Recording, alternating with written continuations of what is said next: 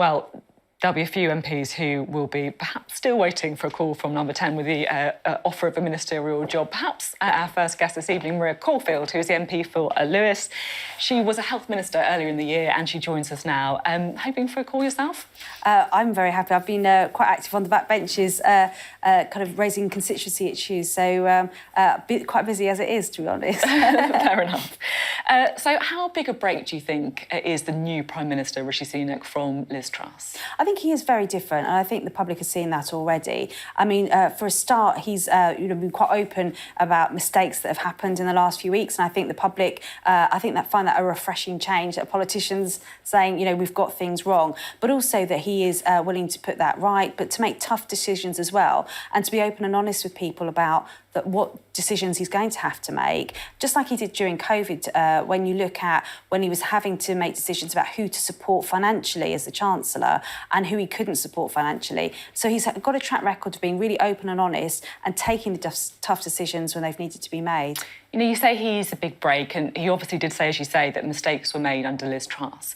I guess some people might be wondering why it looks like there's so many familiar faces around the cabinet table in that case. It doesn't really look like a fresh start, does it? Well, I think you do need experience because Rishi wants to hit the ground running. We've got huge challenges facing the government, from the economic ones through to the fact that we're heading into winter. The energy prices are going to be hitting people's bills.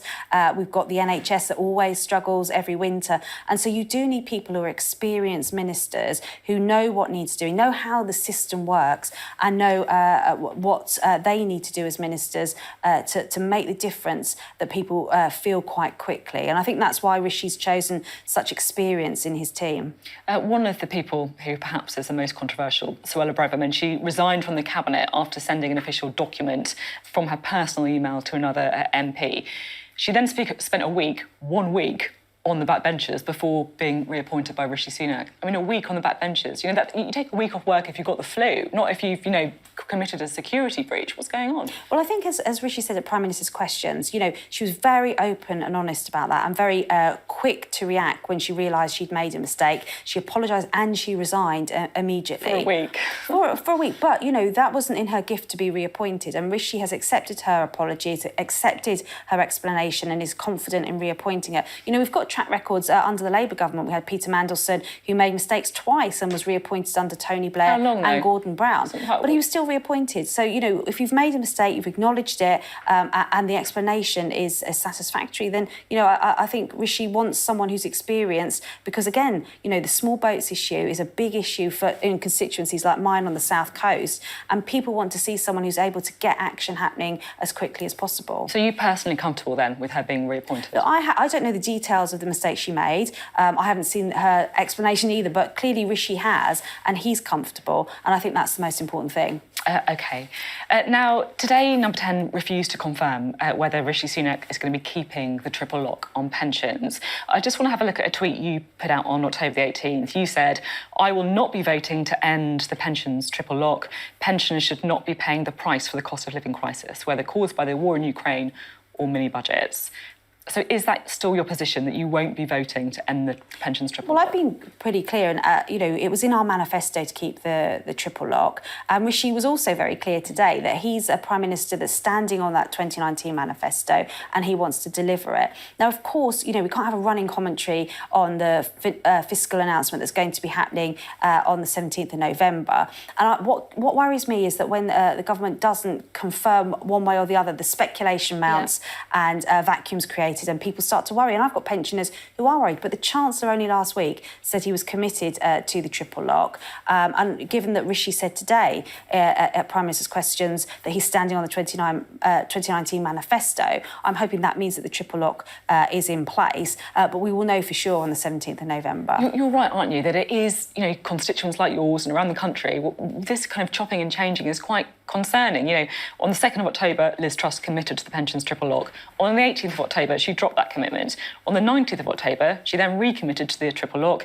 And now on the 26th of October, Rishi Sunak isn't confirming whether that is going to be there or not. I mean, it's really uncertain, isn't it? Well, to be fair to Liz Truss, she didn't actually ever drop the commitment to the triple lock. She just didn't confirm what was going to be in or out of the kind of the Halloween statement that we were expecting. And, it's the same for the government now. They've got some big decisions to make. They're going to have to meet with every Secretary of State, go through their budgets, look at the forecast as well, and make some key challenges. They're not going to preempt that. But that doesn't mean if they can't confirm today that it's not going to be there. If Rishi said at the dispatch box the 2019 manifesto stands, then I'm hoping that means the triple lock is staying. Now, you, of course, weren't a fan of the Liz Truss premiership. You said that she should resign. How much damage do you think she's done to the Conservative Party? Well, I think Liz went in with the best of intentions. I supported Rishi with his initial campaign, and he did warn that some of the decisions, while we all want to see lower taxes for people, that if you're having to borrow to do that, or you're not able to explain where that funding is coming from to support that, it will spook the markets. And that unfortunately, I don't want to be right. I'm sure Rishi didn't want to be right either, but that's unfortunately what happened. And I'm less worried about what it's done to the Conservative Party. I'm more worried about what it's done to the country as a whole. What has it done then? Well, I know from constituents who are either renting or have mortgages, and that's, their main concern is about interest rates going up, how they'll pay those monthly increases, and the significant energy price support package that was put in that will be saving people thousands of pounds a year from energy bills that could have gone up to £3,000, £4,000, £5,000 was dwarfed by some of the fears around mortgage interest rates. Some of the interest rates are now coming back down because the market has confidence in Rishi and Jeremy Hunt as the Chancellor.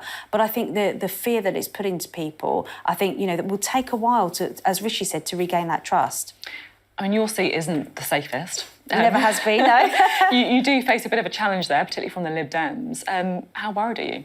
Well, I was never predicted to win my seat in 2015. I overturned an 8,000 majority. I was expected to lose it in 2017. In 2019, it was a Remain seat. I, voted for Brexit. And of course, seats like mine are always going to be predicted. But actually, I think what people are saying to me on the doorstep is that they just want some stability. They just want a government that will get on with the job and will deal with their fears, whether that's mortgage rates or whether that's just paying the bills or putting food on the table. They want the government just to get on with the job now, and politicians to stop bickering and start working. OK, thank you very much. Good to see you on the show. Maria Caulfield.